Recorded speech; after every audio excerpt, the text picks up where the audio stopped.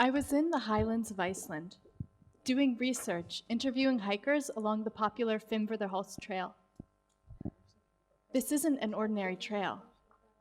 Imagine hiking past endless waterfalls and 3 glaciers, through an active volcanic area, past 2 craters that were formed during a 2010 eruption. The trail is dramatic and difficult and incredibly popular. So popular, in fact, that every year, search and rescue volunteers are called to save hikers who underestimate it.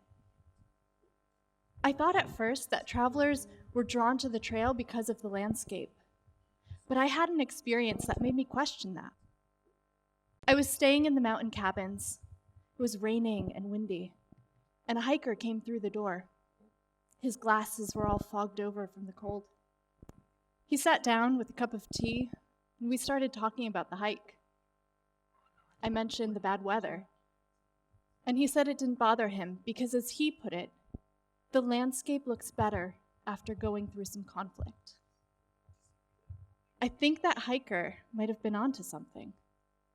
I think discomfort is the key. For some of us, vacations are full of beach activities, but for an increasing amount of people, vacations are filled with adventure activities that test their strength and endurance. It's a far cry from rest and relaxation. There's a change in the traditional model. And why? Well, I think what the hiker showed me is that adventure activities brings up feelings of discomfort and risk, and the new perspectives gained can be taken back and applied to daily lives. To put this in context, I was doing research the summer of 2017. It wasn't that long ago, but it was a record year for tourism here in Iceland. Over 2 million people visited. Adventure activities were available to people of all ages and abilities, and Iceland was branded as this outdoor adventure lovers playground. As a destination, Iceland is this perfect mix of both risk and comfort. It's an exotic destination, but everybody speaks English. It's a safe country to travel to, but the weather can change like this, from nice to deadly. It's the same on the Fimmvörðuháls trail. Depending on the day, hour, minute, could be friendly or incredibly hostile. The hikers that I met on the trail were from all ages, many different countries. Some of them were students, others were retired. Some were on just a short holiday break. They had a family and job to get back to after the trail. But many of them had hiked previously. They told me about their adventures in Nepal, New Zealand, and Peru. Others, this was their first hike. They were brand new. They had all the wrong gear on. But everybody who was there had a story to share about why they wanted to hike the trail. The number one reason? To see Icelandic nature. They would gesture to the landscape and tell me that nowhere else in Europe could you see something like this, that it was like hiking on the moon. But that wasn't all, because as we started talking, they started bringing up challenges.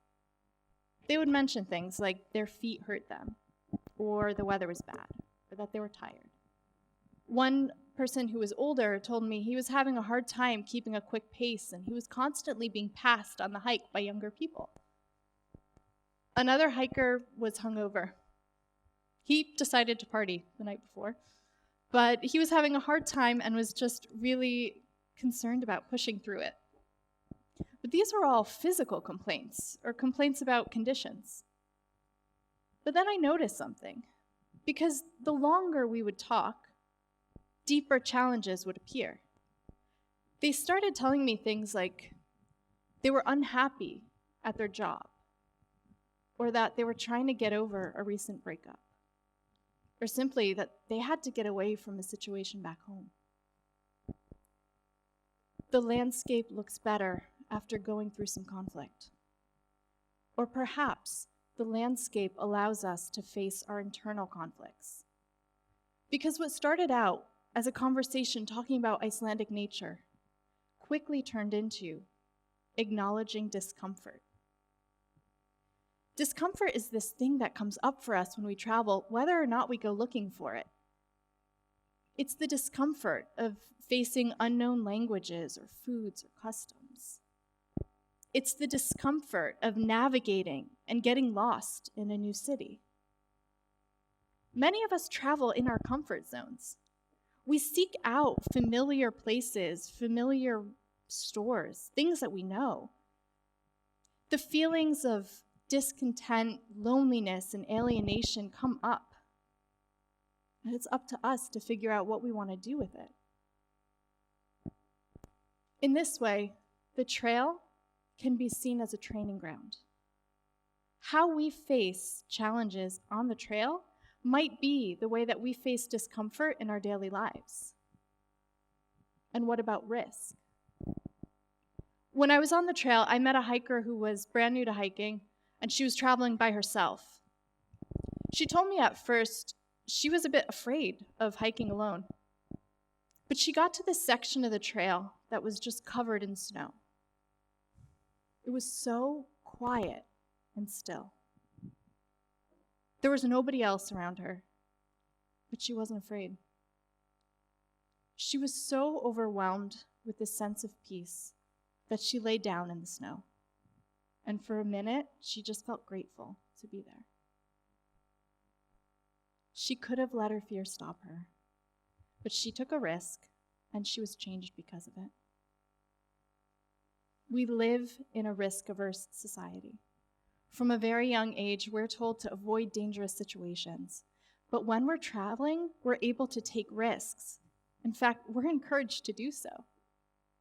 Adventure travel might be one of the last socially acceptable forms of risk we have available to us.